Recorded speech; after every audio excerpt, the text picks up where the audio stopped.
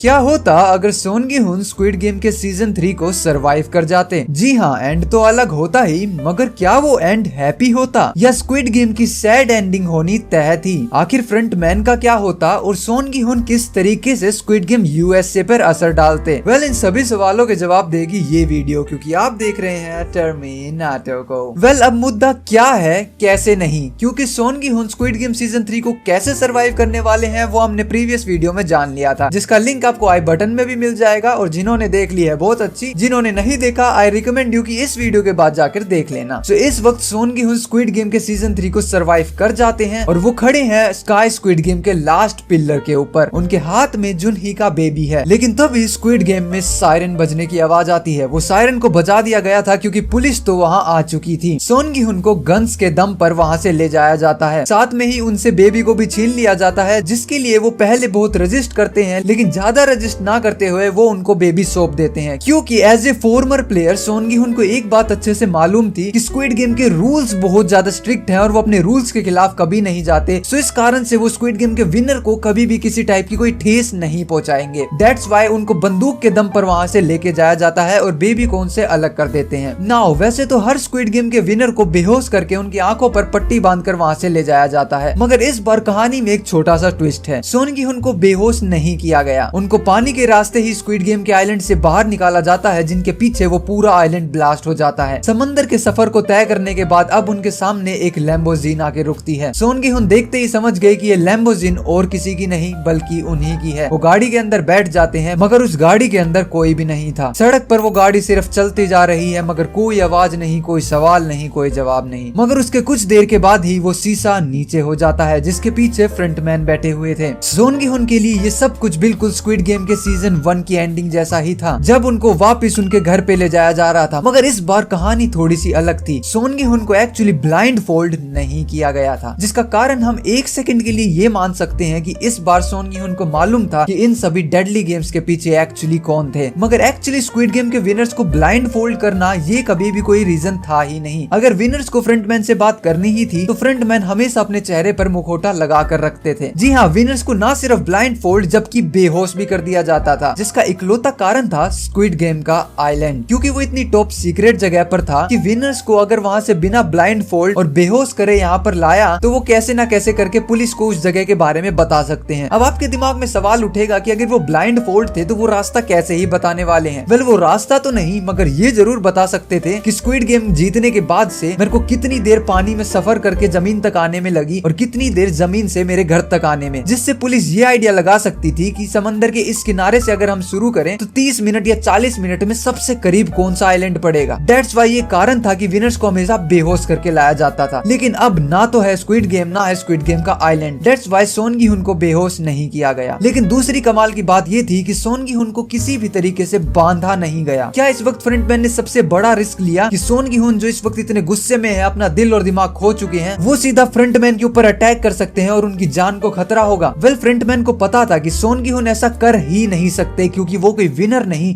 जबकि एक लूजर हैं। क्या लगता है बचपन का बेस्ट फ्रेंड उनकी आंखों के सामने मारा गया। स्क्विड गेम में एक दोस्त बना था, वो स्क्विड गेम का फ्रंटमैन निकला। जो साथी बनाए वो खेल में मारे गए। रेबेलियन फाइट की कोशिश करी तो मासूमों की जान चली गई। एक माँ ने अपने ही बेटे की जान ले ली और अपने आखिरी शब्द सोन गी हुन को बोलकर वो भी इस दुनिया से चल बसी। एक इंसान जिसने आज से पहले किसी का बुरा नहीं चाहा था, उसने अपने ही हाथों से किसी की जान ले ली। ऐसा इंसान क्या कभी खुद को विनर बोलेगा? बिल्कुल भी नहीं। और ये बात फ्रंटमैन को अच्छे से मालूम थी। भले ही वो स्क्विड गेम सीजन 3 में सब कुछ हार कर भी जीत गए थे, लेकिन इस वक्त वो जीत कर भी सब कुछ हार गए, क्योंकि सोन गी हुन का एक लौता मकसद था स्क्विड गेम को बंद करवाना। सोन गी हुन ना सिर्फ दिली तौर पर जबकि दिमाग से भी टोटली टूट चुके हैं। उन्हें होश ही नहीं है, उन्हें समझ ही नहीं है, इतना कुछ गवाने के बाद कि वो किसी टाइप से अपने अंदर इतनी एनर्जी जुटाएं कि फ्रंटमैन के ऊपर हमला कर दें। इस टूटे हुए दिल और दिमाग के साथ में सोन गी हुन के चेहरे पर सिर्फ दुख, परेशानी और निराशा थी। उस लैम्बोर्गिनी में बैठे हुए उनका सर हमेशा नीचे था। जब फ्रंटमैन का शीशा ऊपर उठता है तो वो फ्रंटमैन की तरफ धीरे से देखते हैं, मगर कोई एक्शन नहीं, कोई किसी टाइप की मूवमेंट नहीं, मगर सिर्फ एक सवाल, जो सेम सवाल था हमारे जुनहो भैया का। वेल, इस एंडिंग के अंदर एक छोटा सा चेंज है कि एक्चुअली हमारे जुनहो भैया स्क्विड गेम आइलैंड तक तो पहुंचे, मगर उनको वहां कोई भी नहीं मिला। और कोई भी से मेरा मतलब है ना खुद फ्रंटमैन। सोन गी हुन सिर्फ दुखी है, निराश है, अपने चेहरे को ऊपर करते हैं, सिर्फ एक सवाल पूछते हैं, इन्हो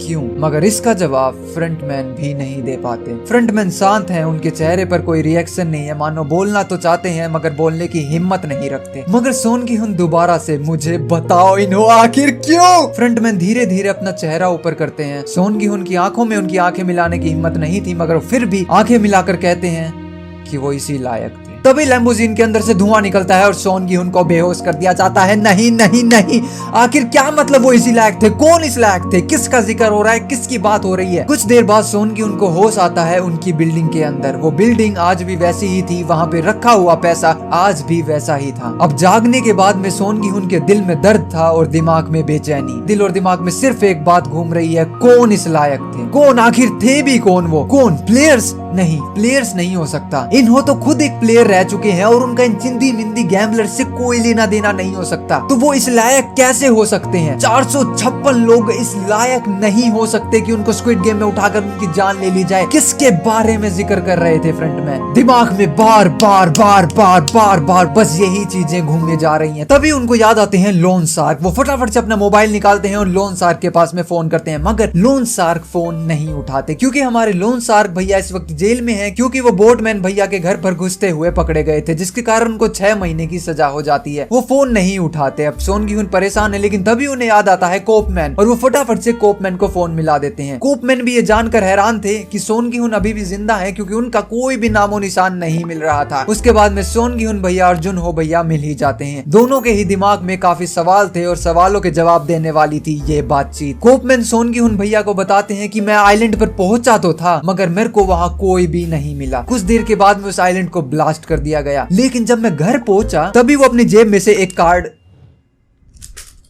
कार्ड निकाल कर दिखाते हैं। वो कहते हैं मैं घर पहुंचा तो मेरे को ये कार्ड मिला एक बेबी के साथ में। तभी सोन गी हुन रियलाइजेस कि ओ नो वे, यस बेबी कहाँ है बेबी? इस सरदर्दी में, इस दिल की बेचैनी में सोन गी हुन एक्चुअली जुनही के बेबी के बारे में टोटली भूल चुके थे। कोपमैन बताते हैं कि मैं ही उन बेबी का ख्याल रख रहा हूँ और वही मेरे को मिली थी इस कार्ड के साथ में। वो कहते हैं कि इस कार्ड के अंदर 22.8 बिलियन वॉन्स हैं। वेल सोन गी हुन भैया भी यहाँ पे फ्लेक्स मार रहे हैं, ठीक है कोई बात नहीं, hello I am 2 time winners, double triple money है मेरे पास में, चिल आउट डॉग। लेकिन वही कोपमैन के दिमाग में एक सवाल भी है। वो पूछते हैं कि मेरे को नहीं मालूम कि मेरे भाई का क्या हुआ। मैं वहां पहुंचा मगर उनसे मिल नहीं पाया, लेकिन हमारे सोन गी हुन भैया कहते हैं कि मैं मिल पाया था। वो उनको पूरी फ्रंटमैन की कहानी बताते हैं और उनके आखिरी शब्द बताते हैं। उन्होंने कहा था क्योंकि वो इसी लायक है। मुझे नहीं पता वो किसकी बात कर रहे थे, कौन इस लायक है, लेकिन ये बात सुनते ही मानो कोपमैन को कुछ तो समझ में आ गया और उन्होंने सिर्फ इतना कहा कि शायद मेरे को आइडिया है कि कौन इस लायक है। और यहीं से कहानी मुड़ जाती है एक पूरे फ्लैशबैक के अंदर। जी हाँ, जिसका इंतजार हमें पूरी स्क्विड गेम की सीरीज में था, हमारे फ्रंटमैन का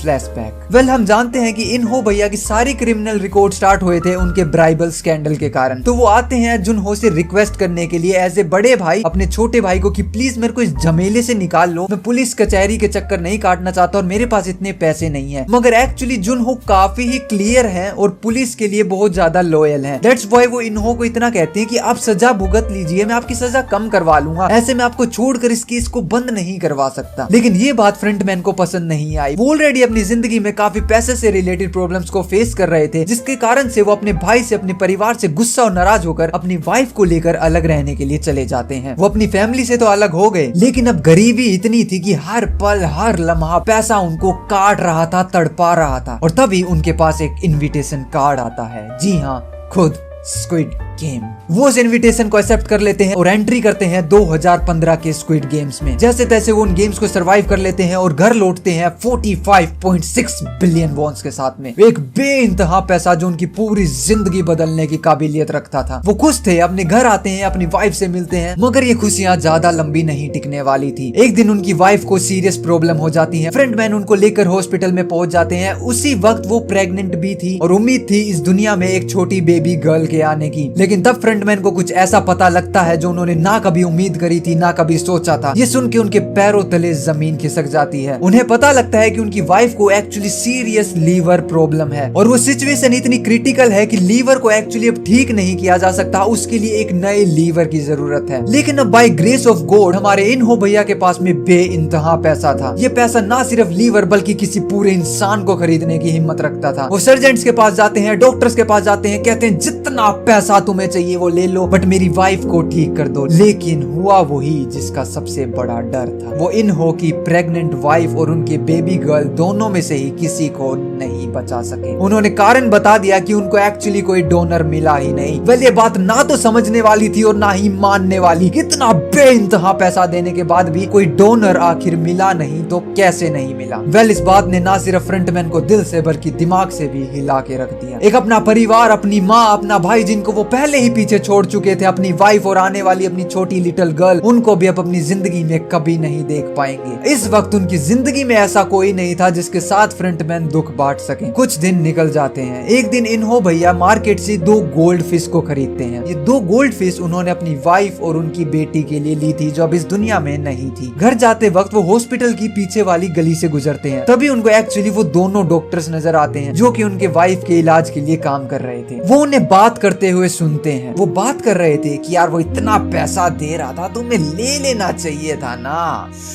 अरे लेकिन तो समझना, एन टाइम पे सर्जरी करने के लिए असली डॉक्टर को बुलाने का समय नहीं था ना यार। अब इतने शॉर्ट पीरियड ऑफ टाइम में एक असली डॉक्टर को कहां से ले आऊं मैं। यहाँ हमें पता लगता है साउथ कोरिया का एक बहुत बड़ा डार्क ट्रूथ। कितनी बड़ी डेवलप्ड कंट्री हो, डार्क फेस, डार्क साइड हर जगह पर होती है। एक्चुअली वो दोनों कोई रियल डॉक्टर्स थे ही नहीं। पैसा और पावर सब बदल देता है। उनके पास में जो डॉक्टर की डिग्री थी वो नकली थी। वो दोनों ही नकली डॉक्टर थे, बस पैसा छापते थे और बड़े काम रियल डॉक्टर से करवाते थे। अपने ब्लैक मनी को व्हाइट करते थे डॉक्टरी के प्रोफेशन के कारण। इन्हो भैया अपने अपार्टमेंट में जाते हैं, दरवाजा खोलते हैं और उन दोनों गोल्ड फिश को बाउल में डाल देते हैं। आखिरी बार उन गोल्ड फिश को देखते हैं और ढूंढने लगते हैं उसी को। जी हाँ, स्क्विड गेम इनविटेशन कार्ड। उस नंबर पे फोन करते हैं और कहते हैं हेलो, मैं एक बार फिर स्क्विड गेम खेलना चाहता हूँ। लेकिन बात सिर्फ इतनी नहीं थी कि वो स्क्विड गेम खेलना चाहते हैं, मगर वो एक रिक्वेस्ट भी करते हैं। वो कहते हैं कि मैं आपको 2 लोगों के नाम बताऊं, क्या आप इनको भी प्लीज स्क्विड गेम के इनविटेशन कार्ड्स भेज सकते हैं। वेल स्क्विड गेम के ऑर्गेनाइजेशन को कोई फर्क नहीं पड़ता क्योंकि 45.6 बिलियन वॉन्स गरीब से गरीब और अमीर से अमीर जिंदगी की नीयत बदलने के काबिल हैं। फ्रंटमैन ऐसा एक एक करके हर उस इंसान तक उस स्क्विड गेम के कार्ड को पहुंचवा देते हैं जिनसे उन्हें अपनी रियल लाइफ में नफरत थी, परेशानी थी या उनके लिए कांटा बने हुए थे। क्योंकि ऑलरेडी इन्हो स्क्विड गेम को जीत चुके हैं तो दोबारा से स्क्विड गेम को जीतना उनके लिए कोई बड़ी बात नहीं होने वाली थी। ये उनके लिए मौका था हर उस इंसान से बदला लेना जिससे वो अपनी जिंदगी में परेशान थे, और वो डॉक्टर्स वो सबसे बड़ा कारण थे। वो पैसे की मदद से इस चीज को कोरिया में भी कर सकते थे, लेकिन एक सरदर्दी बढ़ जाती तो क्यों ना इन सभी लोगों को स्क्विड गेम में घसीटा जाए। वहाँ जाकर वो एक एक हर उस इंसान का पत्ता साफ करने लगते हैं। इस वक्त फ्रंटमैन और दोनों डॉक्टर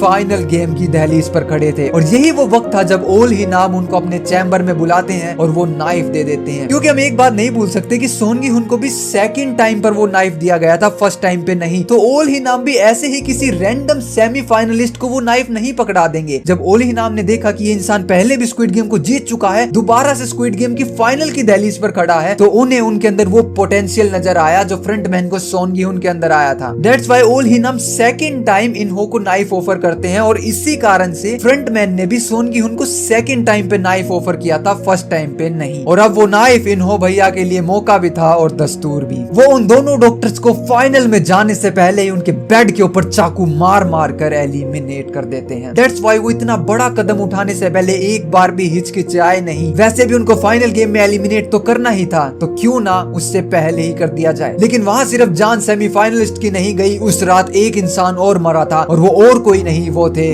खुद इन्हो। उस दिन इन्हो भैया हमेशा के लिए मारे जाते हैं और जन्म होता है खुद फ्रंटमैन का। इन्हो भैया की इतनी बेदर्दी को देखते हुए, क्योंकि अब ओल्ही नाम भी बूढ़े होने लगे थे, तो उन्होंने इन्हो को ऐसे यहाँ का फ्रंटमैन बनने का ऑफर दिया। वो फ्रंटमैन जो ना सिर्फ पूरे स्क्विड गेम कोरिया को कवर करता बल्कि हर एक रिक्रूटर के टॉप पे रहने वाला था। और क्योंकि इन्हो भैया का उस असल जिंदगी में कुछ नहीं बचा था, एक वाइफ और बेटी जिनको उन्होंने खो दिया, एक माँ और भाई जिनको वो पीछे छोड़ा है, तो वापस उस शहर में जाने का कोई मतलब नहीं था। दैट्स व्हाई वो वहीं पर रुककर फ्रंटमैन बनने का फैसला लेते हैं। लेकिन कोरिया के अंदर समय निकलने लग रहा है और तभी सोन गी-हुन को एक बात हिट होती है। वो बात थी उनका कया हुआ वादा। हम जानते हैं कि सोन गी-हुन ने अपने सारे वादे निभाए, मगर स्क्विड गेम सीजन 3 में एक वादा निभाने से चूक गए और वो वादा था उनकी बेटी। लेकिन अब वो अपने वादे को पूरा करने के लिए निकल जाते हैं। वो चले जाते हैं यूएसए में अपनी बेटी से मिलने के लिए, उनके कहे हुए वादे को पूरा करने के लिए, उनके लिए एक बहुत बेहतरीन तोहफा लेकर। उनकी बेटी उनको देखकर खुश होती है, तो वो अपनी वाइफ से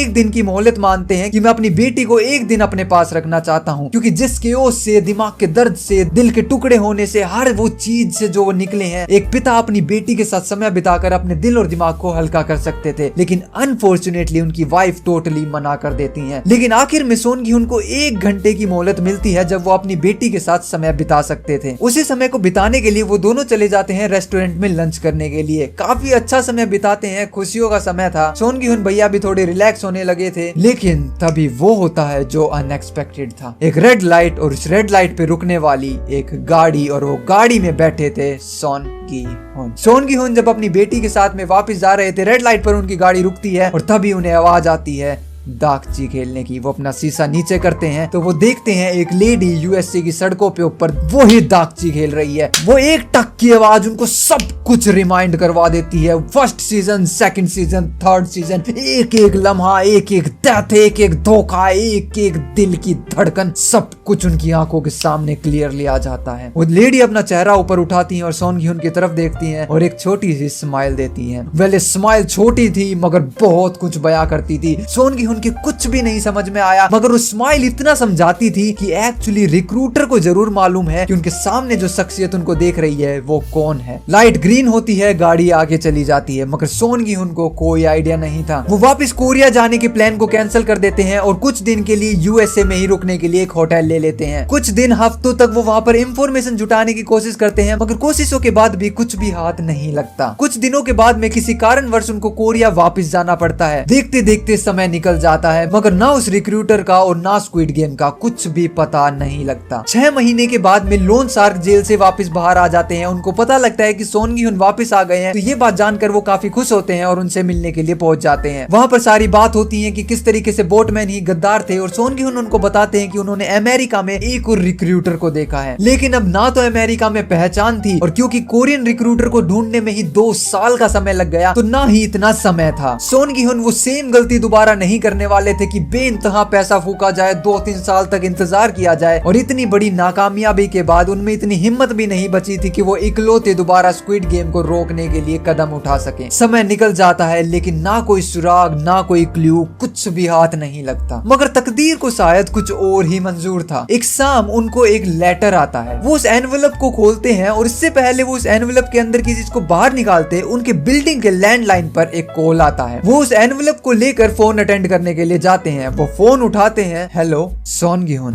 अपने सवालों के जवाब चाहते हो तो यूएसए आ जाना। जी हाँ, उस कार्ड में वही था, squid game USA invitation. Phone cut जाता है, पर्दे गिर जाते हैं, स्क्रीन फेड हो जाती है, और इसी के साथ में एंड होता है squid game season 3। I hope आपको स्क्रिप्टिंग अच्छी लगी हो। जो मेरे दिमाग में आया मैंने कागजों में उतार दिया, जस्ट छोटा सा ट्राई दिया एक स्क्विड गेम की अलग स्क्रिप्ट बनाने के लिए। आई होप आपको पसंद आई हो। प्लीज कमेंट सेक्शन में बताना। हो सकता है आपको कुछ लूप होल भी देखने को मिले हो, कुछ बात आपको समझ नहीं आई हो, तो मैं कोशिश करूंगा नेक्स्ट टाइम कुछ और बेहतर लिखने की। बट कमेंट सेक्शन में प्लीज हॉनेस्ट रिव्यू जरूर देना आपका। वेल अभी तक इस वीडियो को देख रहे हो तो हॉनेस्ट रिव्यू ही दे देना आपका, वो मेरे लिए प्रीटी इनफ है। और बचे हुए वीडियोस, Q&A सब कुछ आने वाला है, थोड़ा थोड़ा टाइम लगेगा। वेल अभी तक देख रहे हो तो सब्सक्राइब जरूर कर देना, क्योंकि इतनी आगे तक आप देखने आए हो। फर्स्ट टाइम देख रहे हो तो या फिर तो आपको सब्सक्राइब करना ही है, और जिन्होंने कर रखा है उनका सदैव आभारमंद हूं मैं। बहुत बहुत शुक्रिया। बिना लाइक और सब्सक्राइब करे आप नहीं जा सकते, तो फटाफट से लाइक भी कर दो, सब्सक्राइब भी कर दो, क्योंकि आप देख रही थी टर्मिनेटो। पीस